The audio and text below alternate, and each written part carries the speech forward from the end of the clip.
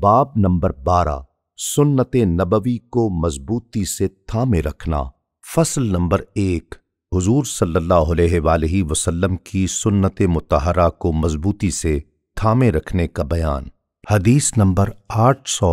متفق علیہ روایت ہے، حضرت ابو ہریرہ رضی اللہ تعالیٰ عنہ سے مروی ہے کہ حضور نبی اکرم صلی اللہ علیہ وآلہ وسلم نے فرمایا، جس نے میری اطاعت کی سو اس نے اللہ تعالیٰ کی اطاعت کی، اور جس نے میری نافرمانی کی سو اس نے اللہ تعالیٰ کی نافرمانی کی۔ حدیث نمبر 801 متفق علیہ روایت ہے، حضرت حذیفہ رضی اللہ تعالیٰ عنہ روایت کرتے ہیں کہ حضور نبی اکرم صلی اللہ علیہ وآلہ وسلم نے ہم سے بیان فرمایا، وحی الہی کی امانت آسمان سے لوگوں کے دلوں کی تہ میں نازل فرمائی گئی، اور قرآن کریم نازل ہوا سو انہوں نے قرآن کریم پڑھا اور سنت سیکھی۔ حدیث نمبر 802 صحیح بخاری میں حضرت ابو ہریرہ رضی اللہ تعالیٰ عنہ روایت کرتے ہیں کہ حضور نبی اکرم صلی اللہ علیہ وآلہ وسلم نے فرمایا، میری ساری امت جنت میں داخل ہوگی سوائے اس کے جس نے انکار کیا۔ صحابہ نے عرض کیا، یا رسول اللہ، کس نے انکار کیا؟ آپ صلی اللہ علیہ وآلہ وسلم نے فرمایا، جس نے میری اطاعت کی وہ جنت میں داخل ہوا، اور جس نے میری نافرمانی کی اس نے انکار کیا۔ حدیث نمبر 803 صحیح بخاری میں حضرت جابر بن عبداللہ رضی اللہ تعالی عنہما سے مروی ہے کہ کچھ فرشتے حضور نبی اکرم صلی اللہ علیہ وآلہ وسلم کی خدمت اقدس میں حاضر ہوئے جبکہ آپ صلی اللہ علیہ وآلہ وسلم استراحت فرما رہے تھے، تو ان میں سے ایک نے کہا، یہ تو سوئے ہوئے ہیں۔ دوسرے نے کہا، ان کی آنکھ سوتی ہے مگر دل بیدار رہتا ہے۔ پھر انہوں نے کہا، حقیقی گھر جنت ہی ہے، اور محمد صلی اللہ علیہ وآلہ وسلم حق کی طرف بلانے والے ہیں۔ جس نے محمد صلی اللہ علیہ وآلہ وسلم کی اطاعت کی در حقیقت اس نے اللہ تعالیٰ کی اطاعت کی، اور جس نے محمد صلی اللہ علیہ وآلہ وسلم کی نافرمانی کی اس نے اللہ تعالیٰ کی نافرمانی کی۔ محمد صلی اللہ علیہ وآلہ وسلم اچھے اور برے لوگوں میں فرق کرنے والے ہیں۔ حدیث نمبر 804 موطا امام مالک میں حضرت امام مالک رضی اللہ تعالیٰ عنہ روایت کرتے ہیں کہ حضور نبی اکرم صلی اللہ علیہ وآلہ وسلم نے فرمایا، میں تمہارے پاس 2 چیزیں چھوڑے جا رہا ہوں، اگر تم انہیں تھامے رکھو گے تو کبھی گمراہ نہ ہوگے، یعنی اللہ تعالیٰ کی کتاب اور اس کے نبی صلی اللہ علیہ وآلہ وسلم کی سنت۔ حدیث نمبر 805 المستدرک حاکم میں حضرت ابن عباس رضی اللہ تعالی عنہما سے مروی ہے کہ حضور نبی اکرم صلی اللہ علیہ وآلہ وسلم نے حجۃ الوداع کے موقع پر لوگوں سے خطاب فرمایا اور فرمایا، اے لوگو، یقیناً میں تمہارے درمیان ایسی شے چھوڑے جا رہا ہوں، اگر تم اسے مضبوطی سے تھامے رکھو گے تو کبھی گمراہ نہیں ہوگے، یعنی اللہ تعالیٰ کی کتاب اور اس کے رسول صلی اللہ علیہ وآلہ وسلم کی سنت۔ حدیث نمبر 806 سنن ترمذی میں حضرت ارباز بن ساریہ رضی اللہ تعالیٰ عنہ سے روایت ہے کہ ایک دن حضور نبی اکرم صلی اللہ علیہ وآلہ وسلم نے فجر کی نماز کے بعد ہمیں نہایت فصیح و بلیغ واعظ فرمایا، جس سے آنکھوں میں آنسو جاری ہو گئے اور دل کانپنے لگے۔ ایک شخص نے کہا، یہ تو الوداع ہونے والے شخص کے واعظ جیسا خطاب ہے، یا رسول اللہ، آپ ہمیں کیا وصیت فرماتے ہیں؟ آپ صلی اللہ علیہ وآلہ وسلم نے فرمایا، میں تمہیں پرہیزگاری اور سننے اور ماننے کی وصیت کرتا ہوں، خواہ تمہارا حاکم حبشی غلام ہی کیوں نہ ہو، اس لیے کہ تم میں سے جو زندہ رہے گا وہ بہت سے اختلاف دیکھے گا۔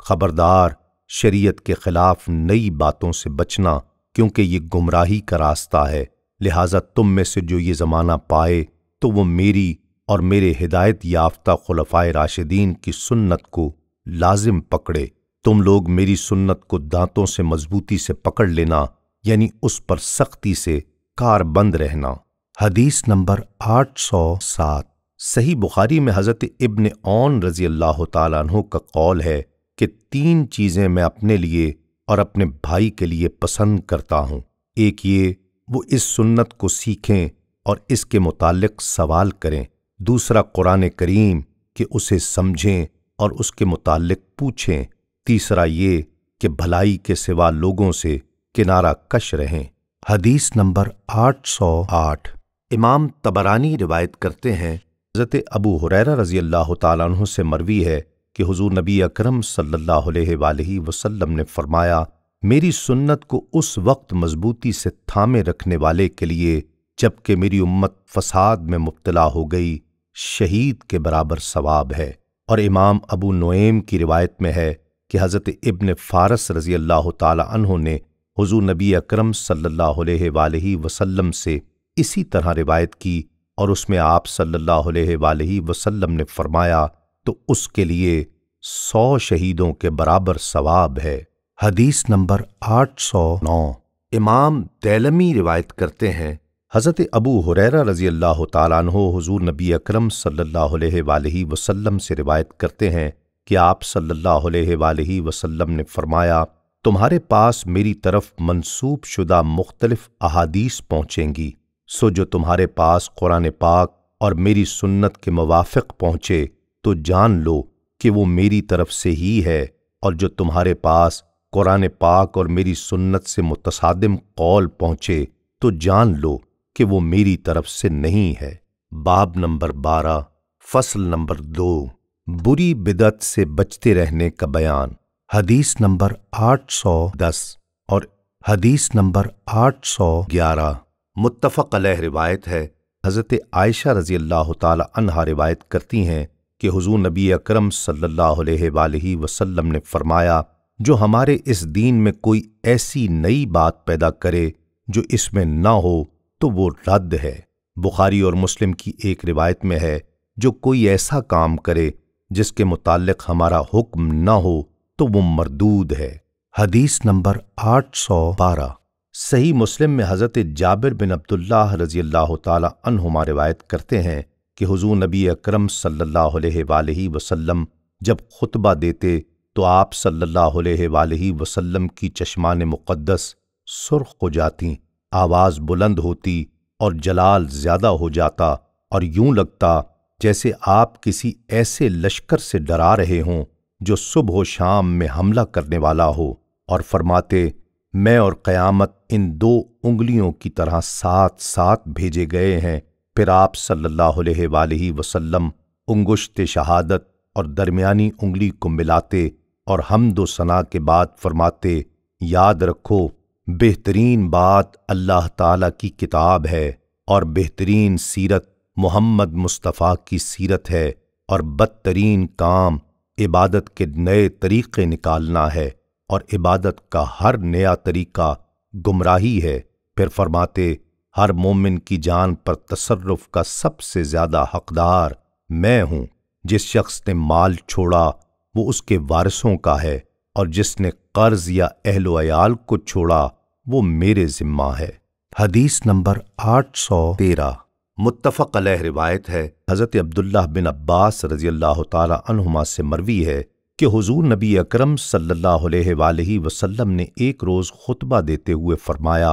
اے لوگو، تم بروز حشر اللہ تعالیٰ کی بارگاہ میں یوں حاضر کیے جاؤ گے کہ برہنہ پا، ننگے جسم اور بغیر ختنے کے ہوگے۔ پھر آپ صلی اللہ علیہ وآلہ وسلم نے یہ آیت پڑھی، جس طرح ہم نے کائنات کو پہلی بار پیدا کیا تھا، ہم اس کے ختم ہو جانے کے بعد اسی عمل تخلیق کو دہرائیں گے۔ یہ وعدہ پورا کرنا ہم نے لازم کر لیا ہے، ہم یہ اعادہ ضرور کرنے والے ہیں۔ پھر آپ صلی اللہ علیہ وآلہ وسلم نے فرمایا، ساری مخلوق میں سب سے پہلے جنہیں لباس پہنایا جائے گا وہ حضرت ابراہیم علیہ السلام ہیں۔ خبردار ہو جاؤ کہ پھر میری امت کے کچھ لوگوں کو لایا جائے گا، فرشتے انہیں جہنم کی طرف ہانکیں گے، میں عرض کروں گا، اے رب، یہ تو میرے ساتھی ہیں۔ فرمایا جائے گا، آپ کو معلوم نہیں کہ آپ کے بعد یہ کیا گل کھلاتے رہے؟ بس میں بھی وہی کہوں گا جو اللہ تعالیٰ کے ایک نیک بندے حضرت عیسیٰ علیہ السلام نے کہا، اور میں ان کے عقائد و اعمال پر اس وقت تک خبردار رہا جب تک میں ان لوگوں میں موجود رہا، پھر جب تو نے مجھے اٹھا لیا تو تو ہی ان کے حالات پر نگہبان تھا، پس کہا جائے گا جوں ہی آپ ان سے جدا ہوئے تھے یہ اسی وقت مرتد ہو گئے تھے۔ حدیث نمبر 814۔ سنن ابن ماجہ میں حضرت حذیفہ رضی اللہ تعالیٰ عنہ نے بیان کیا کہ حضور نبی اکرم صلی اللہ علیہ وآلہ وسلم نے فرمایا، اللہ تعالیٰ بدعتی کا روزہ، نماز، حج، عمرہ، جہاد اور کوئی فرض و نفل عبادت قبول نہیں فرماتا۔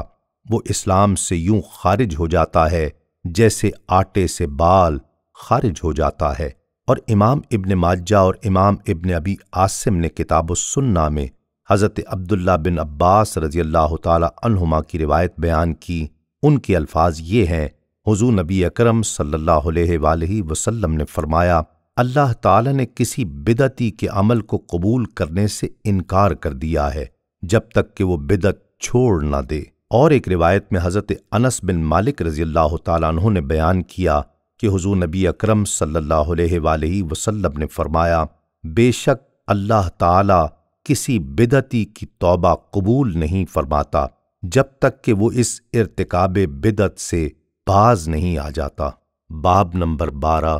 فصل نمبر 3، بدعت حسنہ اور سنت سے اس کی اصل کے ثبوت کا بیان۔ حدیث نمبر 815۔ صحیح مسلم میں حضرت عائشہ رضی اللہ تعالی عنہا سے روایت ہے کہ حضور نبی اکرم صلی اللہ علیہ وآلہ وسلم وصال سے پہلے بکثرت یہ کلمات فرماتے تھے، سبحانک اللہم ربنا وبحمدک استغفرک واتوب الیک۔ میں نے عرض کیا، یا رسول اللہ، اب آپ نے یہ نئے کلمات کیوں پڑھنے شروع کر دیے جنہیں میں آپ کو پڑھتے ہوئے دیکھتی ہوں؟ آپ صلی اللہ علیہ وآلہ وسلم نے فرمایا، اللہ تعالیٰ نے میری امت کی ایک علامت مقرر کر رکھی ہے، جب میں امت میں اس علامت کو دیکھتا ہوں تو سورہ اذا جاء نصر اللہ والفتح پڑھتا ہوں، اس صورت میں جو حکم ہے اس پر عمل کرتا ہوں۔ حدیث نمبر 816۔ سنن نسائی میں حضرت رافع بن خدیج رضی اللہ تعالیٰ عنہ سے مروی ہے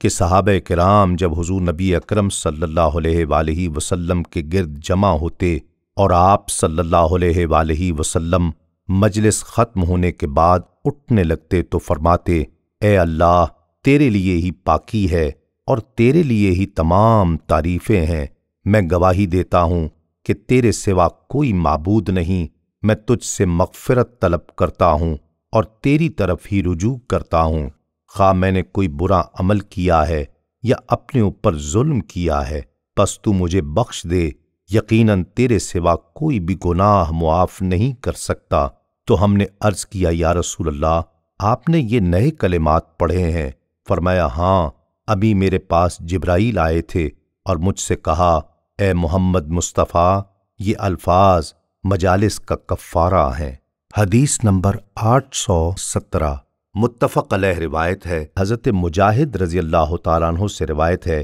کہ میں اور حضرت عروہ بن زبیر رضی اللہ تعالیٰ عنہما مسجد میں داخل ہوئے تو وہاں حضرت عبداللہ بن عمر رضی اللہ تعالیٰ عنہما حجرہ عائشہ رضی اللہ تعالیٰ عنہا کے پاس بیٹھے ہوئے تھے اور لوگ مسجد میں چاشت کی نماز پڑھ رہے تھے۔ ہم نے ان لوگوں کی نماز کے متعلق پوچھا تو انہوں نے فرمایا، بدعت حسنہ ہے۔ حدیث نمبر 818۔ امام ابن ابی شیبہ روایت کرتے ہیں، حضرت عارج رضی اللہ تعالیٰ عنہ روایت کرتے ہیں کہ میں نے حضرت عبداللہ بن عمر رضی اللہ تعالیٰ عنہما سے نماز چاشت کے متعلق سوال کیا جب وہ حضور نبی اکرم صلی اللہ علیہ وآلہ وسلم کے حجرہ مبارک کی پشت سے ٹیک لگائے بیٹھے تھے تو انہوں نے فرمایا، بدعت ہے اور بہت اچھی بدعت ہے۔ حدیث نمبر 819۔ صحیح بخاری میں حضرت عبد الرحمن بن عبد القاری روایت کرتے ہیں کہ میں حضرت عمر رضی اللہ تعالیٰ عنہ کے ساتھ رمضان کی ایک رات مسجد کی طرف نکلا تو لوگ متفرق تھے، کوئی تنہا نماز پڑھ رہا تھا اور کوئی گروہ کے ساتھ۔ حضرت عمر رضی اللہ تعالیٰ عنہ نے فرمایا، میرے خیال میں انہیں ایک قاری کے پیچھے جمع کر دیا جائے تو اچھا ہوگا۔ پس حضرت ابی بن کعب رضی اللہ تعالیٰ عنہ کے پیچھے سب کو جمع کر دیا گیا۔ پھر میں ایک دوسری رات کو ان کے ساتھ نکلا اور لوگ اپنے قاری کے پیچھے نماز پڑھ رہے تھے۔ حضرت عمر رضی اللہ تعالیٰ عنہ نے فرمایا، یہ کتنی اچھی بدعت ہے اور جس نماز تہجد سے یہ سوئے رہتے ہیں اس سے بہتر ہے جس کا قیام کرتے ہیں، یعنی تراویح سے۔ مراد ہے آخر رات جب لوگ رات کے پہلے پہر قیام کرتے تھے، یعنی تہجد کی نماز تراویح سے افضل ہے۔ حدیث نمبر 820 صحیح مسلم میں حضرت جریر بن عبداللہ رضی اللہ تعالیٰ عنہ روایت کرتے ہیں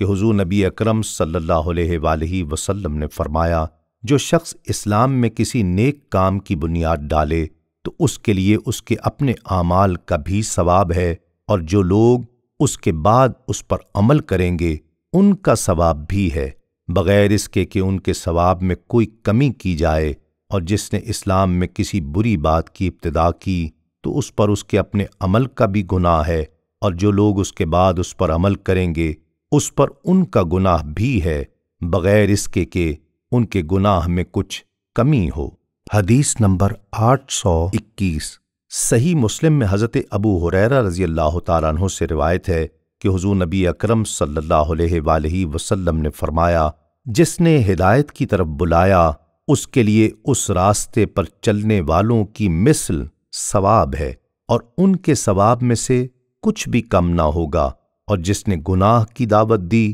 اس کے لیے بھی اتنا گناہ ہے جتنا اس بد عملی کا مرتکب ہونے والوں پر ہے، اور ان کے گناہوں میں بھی کوئی کمی نہیں ہوگی۔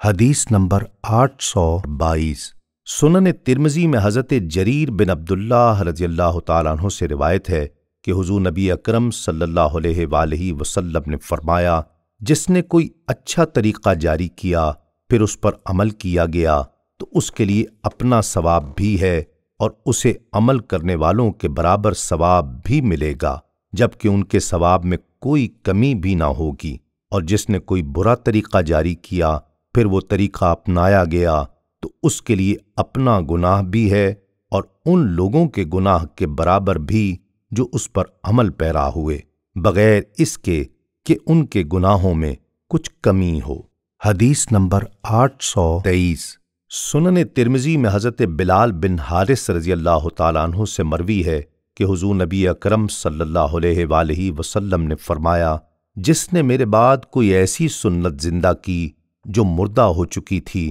تو اس کے لیے بھی اتنا ہی اجر ہوگا جتنا اس پر دیگر عمل کرنے والوں کے لیے، باوجود اس کے ان کے اجر و ثواب میں کوئی کمی نہیں آئے گی۔ اور جس نے گمراہی کی بدعت نکالی جسے اللہ اور اس کا رسول صلی اللہ علیہ وآلہ وسلم پسند نہیں کرتے تو اس پر اتنا ہی گناہ ہے جتنا اس برائی کا دیگر ارتکاب کرنے والوں پر ہے، اور اس سے ان کے گناہوں کے بوجھ میں بالکل کمی نہیں آئے گی۔ حدیث نمبر 824 مسند البزار میں حضرت عبداللہ بن مسعود رضی اللہ تعالیٰ عنہ سے مروی ہے کہ انہوں نے فرمایا، جس عمل کو کوئی ایک مومن اچھا جانے وہ عمل اللہ تعالیٰ کے ہاں بھی اچھا ہے، اور جس عمل کو جماعت مومنین برا جانے وہ خدا کے نزدیک بھی برا ہے۔